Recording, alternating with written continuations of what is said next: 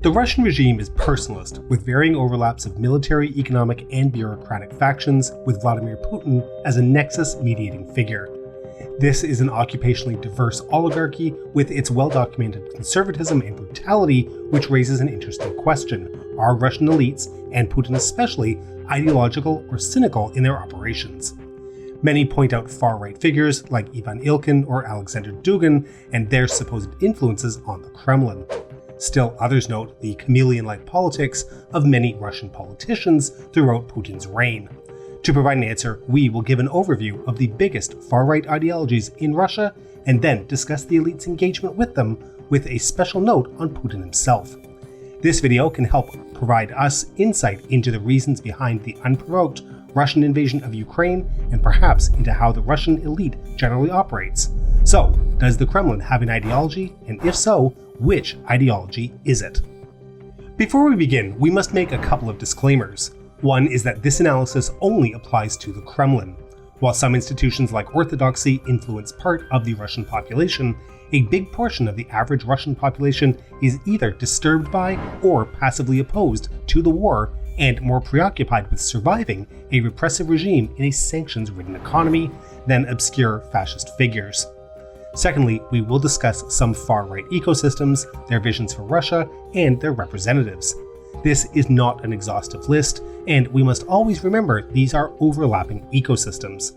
With that in mind, we will today discuss the following far-right ecosystems: National Bolshevism, Eurasianism, Orthodox fundamentalism, and white supremacy, classical fascism in Russia. National Bolshevism is a bizarre ideology to outsiders, but essentially is an array of far-right modes of thought which synthesize Stalinist ideas with ultranationalism. This ideology is close to Alexander Dugin's ideas, but he is much more of a Eurasianist, so we will deal with him there.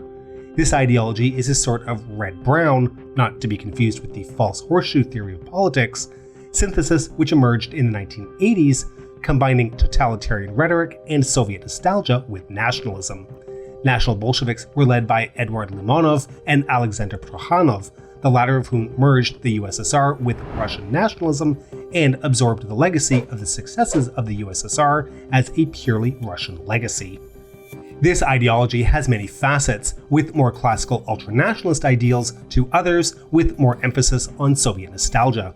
Some even go as far as to sanctify a certain Georgian known as Joseph Stalin and produce an occult philosophy around him. Some of these were independently present in the anti-Maidan protests and participated in the early pro-Russian actions in eastern Ukraine in 2014 as a way to reform a Soviet-Russian empire. This ecosystem, according to Marlene Ruel, is fond of the totalitarian nature of the Soviet regime and its ideological control of the population. In this ideology, the USSR is incorrectly seen as a continuation of Russian history, and as such, something to be emulated. Besides that, there is little coherence in its goals, besides a blend of fascism and Stalinism and general irredentism. We now move on to Eurasianism, an anti-Western philosophy rooted in the 1920s and 1930s. Many thinkers of diverse modes exist, such as Lev Gumilyov, who has ideas of primordial ethnicities forged by ecology and of the concept of passionarity, a sort of will to power of nations to forge themselves. Eurasianism sees an affinity between Russia, supposedly anti-colonial in its outlook, and the Orient, emphasizing Turkic or even Islamic elements in Russian culture and outlook. Dugin himself is a Eurasianist with a unique spin. Dugin is a perennialist arch-conservative who has a very geopolitically oriented view of Eurasianism. He prioritizes orthodoxy as a mode of Russian identity, but also supports more Islamic, Buddhist, and even neo-pagan viewpoints of a multinational Russia. He is also a massive war hawk who would do great in any White House administration for his neoconservative views. He sees the USSR's Marxism as a Western imposition and generally despises the West, as seen in his writings on pro-Western opposition figures in Russia. However, the USSR's collapse for him is a great tragedy, and his book, Foundation of Geopolitics, has a vision of strategic alliances with Germany and Japan in opposition to the US and China and the expansion of Russia's borders across what he sees as a Eurasian civilizational space. A formation of this can be said to be the Eurasian Union, as envisioned by the Russian leadership, which tried to compete with the European Union for influence over Ukraine. However, this is more of a geopolitical vision with economic ideas and less ideological underpinnings. The third ecosystem is that of Orthodox fundamentalism and is more classically ultra-conservative and Tsarist. This ecosystem includes the Russian Orthodox Church, with Patriarch Kirill and Metropolitan Tikhon, rumored to be Putin's confessor, as seminal figures. Other thinkers include Nikolai Berdyakov, who was paradoxically a very individualist existential theologian, but whose anti-Bolshevik reaction inspired many nostalgics of White Russia. The Church tries to propagate this vision through social programs and educational initiatives, but also has a geopolitical and theological spin. The Orthodox vision is that of Holy Rus, essentially that the Russian people have a special relationship with God, with the territory of Ukraine as a cradle of that connection. As such, Russia is an Orthodox civilization with believers and canonical lands run by the Church beyond Russia's borders, according to the analysis by the researchers M.D. Suvlov. People like Kirill use this integrative space to claim patriarchal control over Russian-speaking Orthodox communities in the Baltics, Belarus, Ukraine, and even places like Georgia. The anti-communism inherent in this system is apparent, though Kirill will both praise Stalin's defense of Russia in the Second World War and condemn his crimes against the Orthodox during the Great Terror. It also conveniently enables the Church to regain its role in Russian society and its money across the post-Soviet space. This is an Orthodox reactionary vision, with some small groups supporting it with monarchist restoration tendencies, such as Russian billionaire and the owner of the reactionary Tsargard TV, Konstantin Malafoyev. This conservative vision of the world is a form of the reassertion of the pre-Bolshevik white Russian identities in Russian public life, though with limited success. The last and perhaps most diverse of the ecosystems is Russian nationalism, which can take many forms, but puts primacy on ethnic Russian identity. These are the children of the proto-fascist and anti-Semitic Black Hundreds, and can range from white Russian supporters and nostalgics of Anton Denikin to more contemporary pan-European white supremacists. Of the older generation, the most well-known figure is Ivan Ilyin, who was an emigre from Russia in the 1920s and showed sympathy for Hitler and Mussolini even after the Second World War. Ilyin's thought is both theistic and conservative, showing great deference to legalistic authority. He was also afflicted by what Lenin would call Great Russian chauvinism, seeing Ukraine as nothing more than Russia, which hasn't accepted her true identity. His love of the White Russians of the Civil War is due to their religious background and anti-democratic nature, as Ilyin despised democracy. Later thinkers of this tradition included Alexander Solzhenitsyn, who believed Russians, Ukrainians, and Belarusians, as well as their diasporas across the post-Soviet space, should unite into one polity while expunging minority religions from this new superstate, though Solzhenitsyn himself would have seen the Russian invasion as fratricide. Other variants may include Pan-Slavism or Neo-Paganism, but also monarchism, and these systems place focus on ethnicity rather than culture. It should be noted that anti-Semitism is a common pattern of all said variants. These are perhaps the closest to classical fascism that we get in Russia, regardless of a religious worldview. Their fascination with occult behavior is also very much a fascist element. A common Russian propaganda term that has recently appeared is Ruski Mir, or Russian world. This idea appeared in the 1990s amongst some Moscow intellectuals to describe the community of the Russians in the former Soviet states, or a common civilizational space of the former Soviet space. This was innocuous at first, but then was slowly co-opted by intellectual circles in the Kremlin in the 2000s. It has gone through various stages, from an objective to commune with Russian diasporas, to a soft power initiative like the Ruski Mir Foundation, to full-on irredentist claims. According to writer Ilya Butratikis, Since the war in the Donbass in 2014, the initial focus on a soft power use of Ruski Mir has morphed into irredentism, claiming protection or control for Russophone communities or ethnicities seen as belonging to Russia. What was a civilizational and cultural idea has thus morphed into a tool of nationalism with its rhetoric used for imperialist ends. As we have seen, many right-wing and far-right ecosystems are present in Russian society. These are not hegemonic and have little appeal over most of the population. However, what influences they have over the Kremlin. To begin with, we have a lot of factions of Russian elites, from different groups of Siloviki to oligarchs out of power to the Orthodox Church and the Russian political elites. Dugin's Foundations of Geopolitics, for instance, is supposedly used in Russian military academies. Dugin is said to have been invited to the Kremlin after his daughter's assassination, with Putin even sending his condolences. Entrepreneurs do exist with ideological agendas, such as the monarchist Konstantin Malofeyev, who has funded initiatives both in Donbass and Orthodox ideas abroad and in Russia. Known justice and marching enthusiast Yevgeny Prigozhin also had a major army of trolls and news outlets used to stir Russian soft power abroad alongside PMCs like Wagner. However, we also see a very incoherent picture of the Russian regime in general. In the early 2000s, many spoke of liberal conservative values and integration with the West, whereas now many utilize civilizational rhetoric. One of these is Sergei Lavrov, who has, since the mid-2010s, been mentioning multipolarity as a means of securing Russia's spheres of influence and collaboration with other organizations, such as the BRICS. Civilizational rhetoric, similar to that of Dugin, or even the use of quotes by Ilyin, does occur amongst some Russian circles, making Russian liberal author Anton Barbashin state that the Russian elite is enabling dangerous ideas approaching fascism. However, the regime itself is personalistic and based on perpetual conflict amongst elite factions with competing interests.